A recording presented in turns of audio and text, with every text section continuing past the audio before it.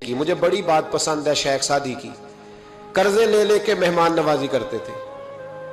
ایک دن سارے مقروض کٹھے ہو گئے، کہنے لگے بابے پیسے دے۔ بابا جی کہتے ہیں وہ پیسے مانگ رہے ہیں، مجھے ٹینشن ہے کہ انہوں نے کھوایا کچھ نہیں، مجھے پریشانی لگی۔ ایک بچہ کوئی چیز بیچ رہا تھا، وہ کھیل مرونڈا نہیں بیچتے بچے، وہ بیچ رہا تھا تو آ گیا، کہنے لگا لینی ہے، تو بابا جی کہنے لگے میرے مہمانوں کو کھلا دے ساری۔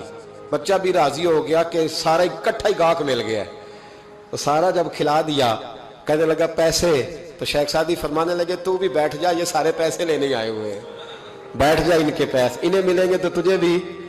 تو بچہ رو پڑا، رویا، کہنے لگا میں تو یتیم ہوں، 4 بہنیں چھوڑ کے آیا، اماں کی دوائی بھی لے کے جانی، مجھے تو پیسے چاہیے۔ بچہ رویا تو شیخ سعدی کا ایک مرید آیا، اس نے لا کے نظر پیش کی، کہا حضور یہ نذرانہ ہے، 400 دینار لایا۔